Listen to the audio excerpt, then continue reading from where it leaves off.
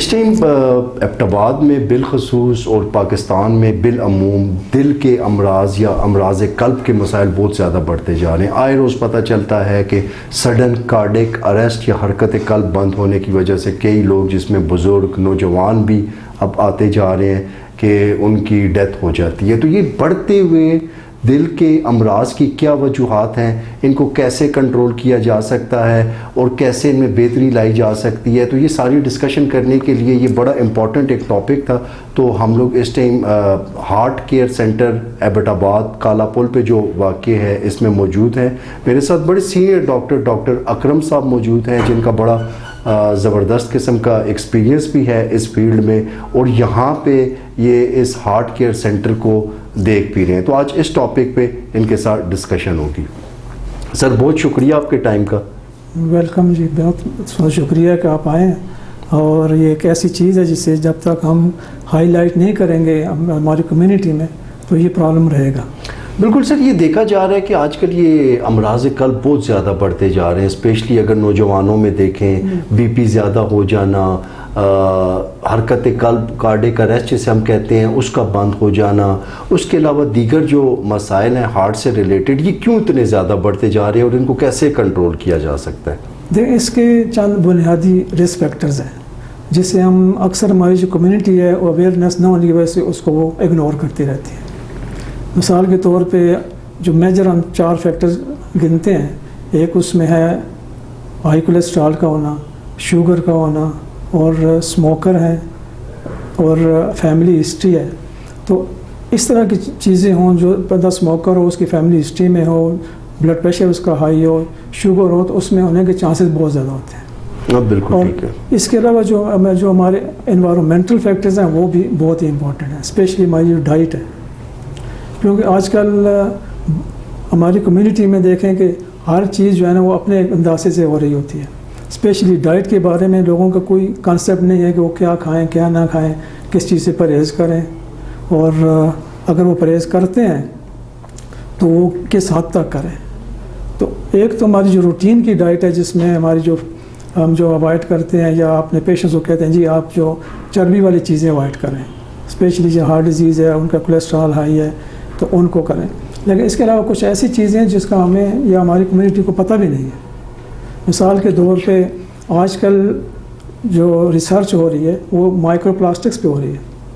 ہماری خوراک تو ہر چیز جو ہے نا پلاسٹک, مائکرو پلاسٹک. اچھا ٹھیک ہے. ہر چیز ہماری پلاسٹک میں چاہتے ہیں, لوگ اسی میں چیزیں لے کے جاتے ہیں, اسی میں گرم کرتے ہیں, اسی میں کھا رہے ہوتے ہیں. ہمارے پانی میں جو مائکرو پلاسٹکس ہیں وہ پینے کے بعد وہ جسم میں جاتے ہیں, اور ان مائکرو پلاسٹک کا افیکٹ صرف ہارٹ پہ ہی نہیں ہے.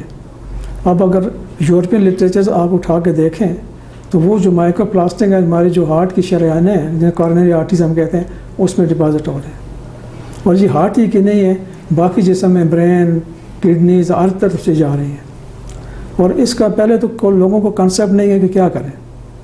پلاسٹکس لوگ خود اوائڈ کریں, اور اس کے ساتھ گورنمنٹ کو چاہیے کہ جو پلاسٹک انہوں نے, آپ کو شاید یاد ہوگا کہ جو بیگز پہ تھوڑی پابندی بھی لگائی تھی, لیکن آج کل وہی پابندی جو ہے نا وہ کسی کا کوئی پرواہ نہیں ہے, سب پلاسٹک میں جا رہا ہے. بالکل ٹھیک ہے سر. یہ آپ نے مائکرو پلاسٹکس کی بات کی, آپ کی بات سے ایک بڑی امپورٹنٹ بات میرے مائنڈ میں آ رہی ہے. آپ نے اسموکنگ کا ذکر کیا, تو میں آپ کو بڑے وثوق سے یہ کہہ سکتا ہوں کہ بہت سینئر کارڈیولوجسٹ ہیں, وہ بڑے پکے اسموکرز ہیں. تو کیا مطلب اگر باقی پیشنٹ کو یہ بتایا جاتا ہے کہ اسموکنگ کی وجہ سے جو دل کے امراض ہیں وہ زیادہ ورس ہو سکتے ہیں یا زیادہ پرابلمٹک ہو سکتے ہیں, تو پھر جو کارڈیولوجسٹ ہیں وہ کیوں اسموکرز ہوتے ہیں؟ یہ تو جو اسموکر ہے اسی سے ہم پوچھ سکتے ہیں کہ کیوں ہے, لیکن ہم تو اس کو as a major risk factor consider کرتے ہوئے اپنے جو پیشنٹس ہیں, پیشنٹ نہیں بلکہ جو جنرل ہماری پاپولیشن ہے ان کو کہتے ہیں کہ اوائڈ کریں, کیونکہ اسموکنگ کا افیکٹ صرف ہارٹ پہ ہی نہیں ہے, لنگ ڈیزیزز بھی اس کی وجہ سے, اور بھی بہت سی ڈیزیز ہیں جو اسموکر میں ریلیٹیولی مور کامن ہے نان اسموکر کی نسبت. بالکل ٹھیک. اچھا سر, یہ ایک بی پی جو زیادہ ہوتا ہے, بلڈ پریشر, عام زبان سمپل لینگویج میں ہم بات کریں گے تاکہ جو ہمارے دیکھنے والے ہیں ان کو بہتر سے بہتر انڈرسٹینڈنگ اس کی اور آگاہی ہو سکے. یہ بی پی کا زیادہ ہو جانا, بی پی بلڈ پریشر کا پیشنٹ ہو جانا, پھر دل کا جو ہے وہ پراپرلی کام نہ کرنا, تو اس کے لیے مطلب کیا انیشیلی کوئی ایسی ٹریٹمنٹ نہیں ہو سکتی کہ جس میں آج کل جس طرح کہا جاتا ہے کہ ایک لائف سٹائل میڈیسن آئی ہوئی ہے کہ وداؤٹ میڈیسن ہی اس چیز کو بہتر کیا جا سکے, یا میڈیسن کا لائف لانگ لینا مسٹ ہوتا ہے؟ دیکھیں بلڈ پریشر جو ہے وہ مینلی ہم اس کو 2 گروپس میں ڈیوائڈ کرتے ہیں. ایک وہ ہے جو جیسے اسینشل ہائپر ٹینشن کہتے ہیں, جو فیملی سے آتا ہے, تو میجارٹی تو وہی ہوتا ہے, 80-85% سمجھ لیں, اور باقی جو 10-15 یا 20% بچتا ہے اس کی کازز ہیں. تو ینگ جو پیشنٹ ہمارے پاس آئیں جن کو ہائی بلڈ پریشر ہو, ہم پہلے تو فیملی ہسٹری لے کر دیکھتے ہیں, کیونکہ ایسی چیز ہے کہ یہ اس کی فیملی میں ہے, چانسز ہیں کہ اس کو ہو رہا ہے. لیکن پھر بھی ایک خاص ایج ہے کہ اس ایج سے اگر نیچے آئیں تو ہم رسک فیکٹرز جو باقی ہیں جو 10-15% میں ہمیں ملتے ہیں اس کو ہم ڈھونڈتے ہیں. تو اس میں مختلف چیزیں ہیں, پھر ان کو بہت سے ٹیسٹوں کے تھرو جانا پڑتا ہے جس کی ڈسکشن جو ہے وہ عام اس ہماری جو کمیونٹی ہے اس کے لیے اتنی یوزفل نہیں ہوتی, لیکن جو بندہ اس کو ڈیل کر رہا ہے, جو کارڈیالوجسٹ ہے یا میڈیکل اسپیشلسٹ ہے ڈیل کر رہا ہے, تو وہ پھر اس کو انویسٹیگیٹ کرتے ہیں کہ کوئی کاز ہے کہ نہیں. بالکل ٹھیک ہے. اگر کاز ہو تو پھر تو کاز کو ٹریٹ کیا جاتا ہے, اگر نہیں ہے تو پھر بلڈ پریشر کنٹرول کرنا پڑتا ہے. ٹھیک ہے. اچھا سر, یہ اب تو تھوڑا سا مزید آگے یہ جو بلاکیج ہو جاتی ہے, دل کی شریانیں بند ہو جاتی ہیں اور اس کے بعد اس کی مختلف ٹریٹمنٹ ہے, یا تو اینجیوگرافی کی جاتی ہے یا اینجیوپلاسٹی کی جاتی ہے. اس سے پہلے کچھ سمٹمز آتے ہیں پیشنٹ کو, یا تو دل میں درد ہوتا ہے, شارٹنیس آف بریتھ ہو سکتی ہے, بازو میں درد ہو سکتا ہے. تو اس حوالے سے یہ بتائیں کہ یہ ہارٹ اٹیک کے سمٹمز کیا ہیں, اور اگر ہارٹ اٹیک ہو جائے تو اس کے بعد اینجیوگرافی اور اینجیوپلاسٹی کتنی ضروری ہے؟ دیکھیں جو ہارٹ اٹیک کی سمٹم ایک دم کچھ لوگوں میں تو سڈنلی ہوتی ہیں, اس کے رسک فیکٹرز ہوتے ہیں, ان کے کنٹرول نہیں ہوتے یا وہ اگنور کر رہے ہوتے ہیں, تو وہ جاتے ہیں ہاسپٹل میں ہارٹ اٹیک کے ساتھ. لیکن اس کی پہلی جو اسٹیج ہے وہ انجائنا ہے. انجائنا کا سمپل معنی یہ ہے کہ جب آپ فزیکل ایکٹیویٹیز کر رہے ہوں, چل رہے ہوں, تیز چڑھائی چڑھ رہے ہوں یا کچھ سیڑھیاں چڑھ رہے ہیں یا اس طرح کی, تو وہ چھاتی میں یا تو آپ کو درد ہوتا ہے, یا چھاتی میں جکڑن محسوس ہوتی ہے, یا بوجھ ہو جاتی ہے چھاتی. تو یہ 3-4 قسمیں ہیں اس کے پریزنٹ کرنے کے.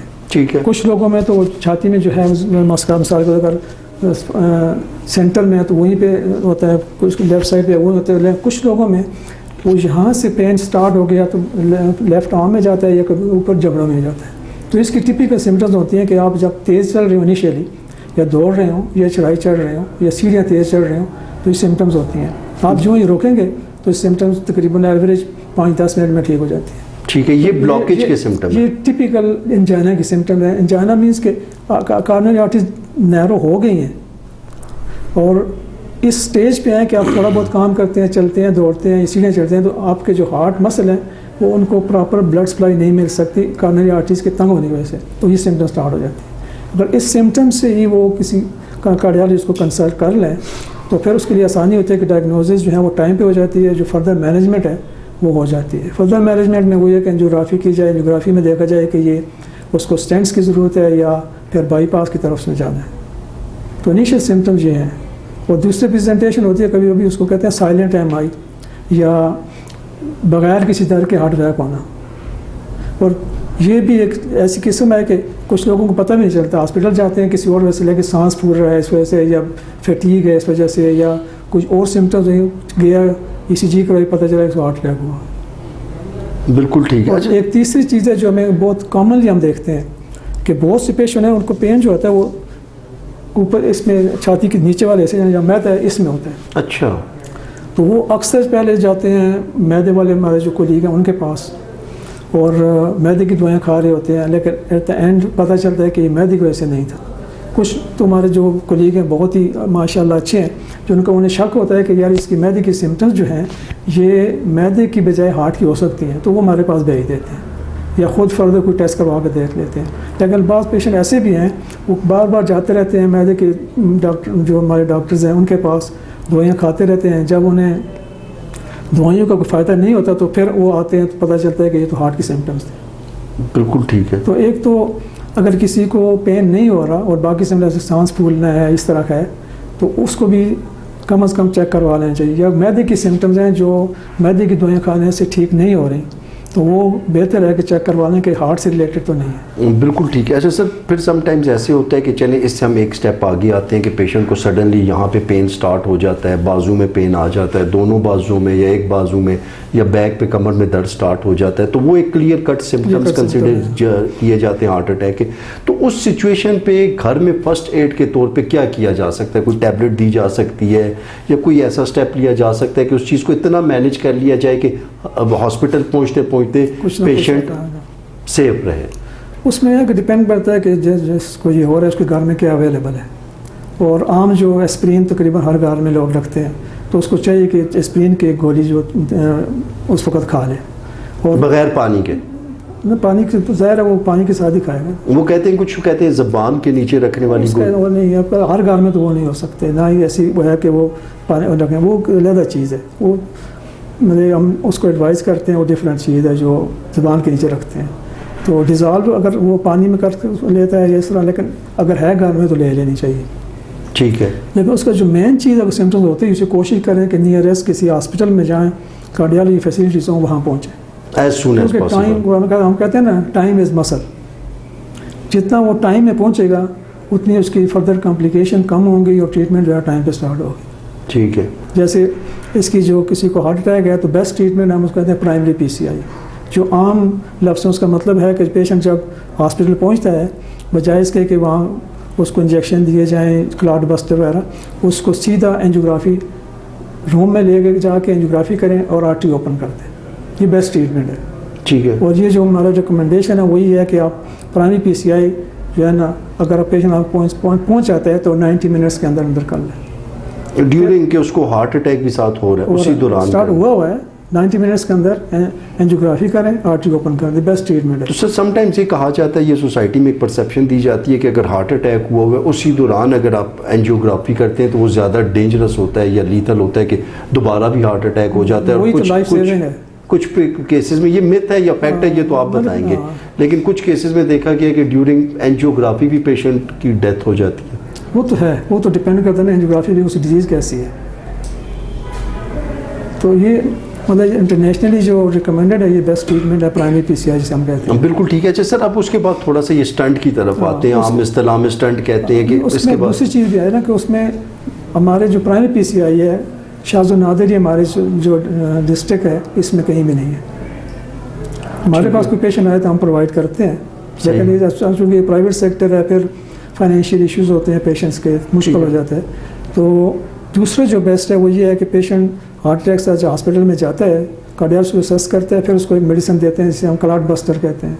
اور ہمارے ملک میں ایک ہی تقریباً اویلیبل ہے اسٹیپٹوکائنیز یا ایس کے بھی اس کا شارٹ کٹ ہے, کلاٹ بسٹر. تو وہ انجیکشن اس کو دے کے پھر جو یہ سیکنڈ بیسٹ, اس کو کلاٹ بسٹر دینے کے بعد ود ان 24 آور اینجیوگرافی کی جائے, یہ ریکمنڈیشن ہے. ٹھیک ہے. لیکن ہمارے یہاں وہ بھی مشکل ہوتا ہے. اچھا سر ویٹنگ ٹائم بہت ہے اور یہ چیزیں ہیں. بالکل. یہاں پہ میں ایک چیز آپ سے پوچھنا چاہوں گا, کچھ پیشنٹ ایسے ہوتے ہیں کہ جن کی اینجیوگرافی ہوتی ہے اور ڈاکٹر یہ دیکھتا ہے کہ بلاکیج کسی ایک آرٹری میں 90% ہے یا 90% سے زیادہ ہے, اور وہ یہ سمجھتا ہے کہ اسٹنٹ ڈالنا ضروری ہے. تو کیا اسٹنٹ ایک بہتر آپشن ہے اس کا, یا اسٹنٹ کے علاوہ میڈیسن سے بھی اس بلاکیج کو ختم کیا جا سکتا ہے, لائف اسٹائل سے بھی ختم کیا جا سکتا ہے, یا کچھ اسپیسیفک کیسز میں اسٹنٹ جو ہے that is the only option? اس میں یہ ہے کہ آپ جغرافی میں جو فائنڈنگ ہے اس پہ ڈپینڈ کرتا ہے. اگر اس آرٹریز کی جو تنگی یا نیرو اتنی ہیں کہ اس کو اسٹینٹ کے ذریعے کھولا جائے تو اسٹینٹ بیسٹ آپشن ہے. کیونکہ آج تک بہت سے قصے ہیں, میں اب آپ کو سنانا نہیں چاہتا, لیکن لوگ بہت جگہ سے خراب ہو کے آتے ہیں, وہ وہاں جاتے ہیں انہیں کہتے ہیں کہ آپ ایڈمٹ ہو جائیں, ہم آپ کو وین کے ذریعے میڈیسن دیں گے, آپ کی آرٹری صاف ہو جائیں گے. ٹھیک ہے. تو ایسی کوئی دوائی جو میرے نالج کے مطابق نہیں ہے جو اس طرح کی آرٹریز کو کھول سکے.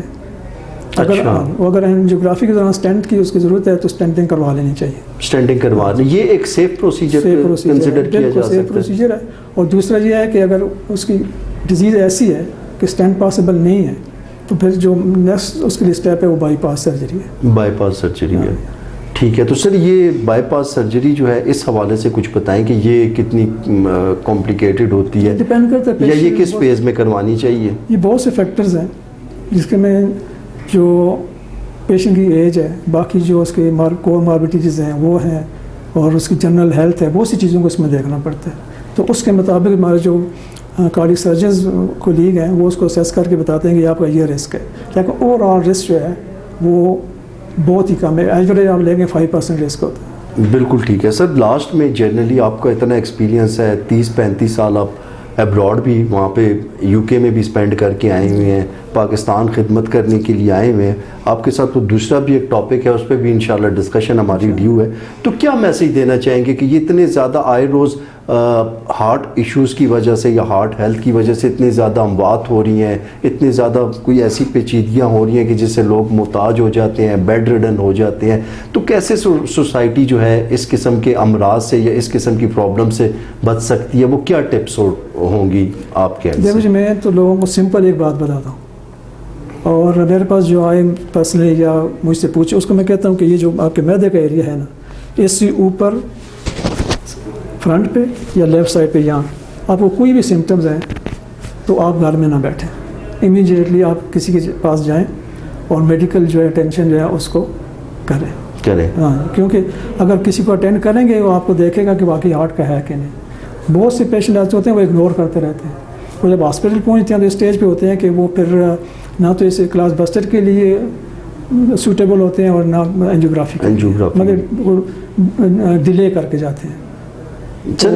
سمپل ورڈز میں یہ ہے کہ اگر آپ کو چیسٹ پین ہے، کوئی بھی چیسٹ پین ہے یا بوجھل ہے اس طرح سے آپ کو بار بار چیسٹ بوجھل ہے، پسینے آنا شروع ہو جاتے ہیں، سانس زیادہ پھولتی ہے، تو ان سمٹمز کو اگنور نہ کریں، کیونکہ جو ایک تو ٹپیکل پین ہے جو ہارٹ اٹیک سے ہوتا ہے یا انجانا کا پین ہے، اس کے علاوہ جو سمٹمز ہیں سانس کا پھولنا، یہ جنرلی ویکنس کو لوگ کہتے ہیں اچانک ویک ہو گئے، وہ کچھ کہتے ہیں جی مجھے چکر آنا شروع ہو جاتے ہیں، کوئی کہتے ہیں جی مجھے سویٹنگ شروع ہو جاتی ہے، کوئی کہتے ہیں دل کی دھڑکن تیز ہو جاتی ہے، اور مطلب کچھ تھوڑی سی ایکٹیویٹی بھی کریں۔ یہ سوچنا چاہیے کہ یہ جو پین ہی ہے کس کی وجہ نہیں ہے، سمٹم نہیں ہے، پین کے علاوہ بھی بہت سی سمٹمز ہیں، تو وہ ہمیں ان کو اگنور نہیں۔ اچھا سر، کچھ ایسے پیشنٹ دیکھے گئے، لاسٹ میں میرے مائنڈ میں یہ بات آ گئی ہے، میں نے سوچا آپ سے پوچھ لوں کہ جن کے پاؤں پہ سویلنگ آ جاتی ہے، تو سویلنگ بھی کیا ہارٹ کی ویکنس کی وجہ سے آتی ہے یا یہ کوئی اور ایشو ہو سکتا ہے؟ اس کے ہارٹ بھی ایک وجہ ہے جی۔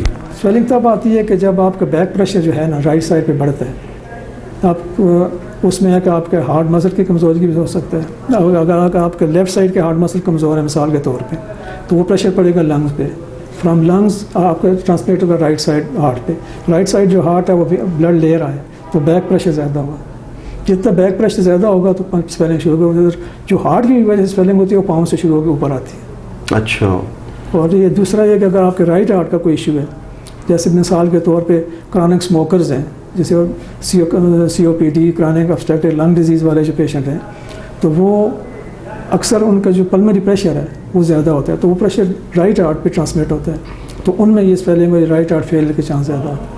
تو یہ بالکل صحیح ہے کہ پاؤں کی سویلنگ ہونا یہ ہارٹ ویکنس کی وجہ سے ہوتی ہے، لیکن اس کی اور وجہ بھی ہیں۔ تو سر اگر ہارٹ میں لیٹ سپوز جس طرح کوئی بلاکیج ہو اس کو ٹریٹ کر لیا جائے تو کیا یہ جو سمٹمز ہیں یہ جس طرح سویلنگ وغیرہ ہوگی یہ بھی with the passage of time ختم ہو جاتے ہیں؟ ہارٹ کا فنکشن ٹھیک ہو جاتا ہے، ٹھیک ہے، تو ظاہر ہے چیزیں سمٹمز جو ہیں اس کے آہستہ آہستہ ختم ہو جائیں گی، اس کے ساتھ میڈیکیشن بھی ہے، ہارٹ کے جو فنکشن اس کو امپروو کرنے کے لیے جو ہے وہ ایک گروپ آف میڈیسنز ہم جو یوز کرتے ہیں، اگر یہ بہتر رہے تو سویلنگ بھی ختم ہو جاتی ہے اور پیشنٹ جو ہے نا اپنے نارمل لائف پہ بھی آ سکتا ہے۔ بالکل ٹھیک ہے سر، تھینک یو سو مچ، آپ نے ٹائم نکالا، یہ بڑی ضروری چیز ہے، اس پہ ہم لوگ پوری ابھی ایک میں نے پہلے مینٹل ہیلتھ پہ سیریز کی تھی، اب اس چیز پہ انشاءاللہ میں ڈفرینٹ انشاءاللہ ہم اس پہ کریں گے، اس طرح کریں گے کہ انڈیویجول ٹاپک ہے تاکہ ہر بندے کو ہماری جو کمیونٹی میں ہے اس کو پتہ چلے کہ اگر یہ میرے ساتھ ہو رہا ہے تو میں آگے کیا کروں۔ بالکل ٹھیک ہے، تو کریں گے انشاءاللہ، بالکل ٹھیک ہے جی۔ آپ نے دیکھا کہ آج ڈاکٹر اکرم صاحب کے ساتھ ہم لوگوں نے ایک جنرل پروگرام کیا ہے آپ کی سمجھ کے لیے کہ دل کے امراض کو کیسے قابو پایا جا سکتا ہے، اور اگر کوئی کمپلیکیشن ہو جاتی ہے تو اس میں ہاسپٹل میں پہنچنا یا پیشنٹ کو ہاسپٹل پہنچانا کتنا ضروری ہے۔ اس کے علاوہ ہارٹ کیئر سینٹر کی ہم لوگوں نے باقی جو انوائرمنٹ ہے یا یہاں پہ جو سروسز پرووائڈ کی جاتی ہیں اس کی بھی فوٹیج لی ہے، تو یہ امراض قلب کی بڑھتی ہوئی وجہ سے ہم لوگوں نے یہ فیصلہ کیا ہے شمال نیوز کی سینئر مینجمنٹ نے کہ اس پہ پوری ایک سیریز کی جائے گی جس میں ہم لوگ ڈفرینٹ ہاسپٹلز میں اور ڈفرینٹ نہ صرف ایبٹ آباد کے بلکہ اسلام آباد اور باقی شہروں کے ڈاکٹرز بھی ہمارے ساتھ موجود ہوں گے۔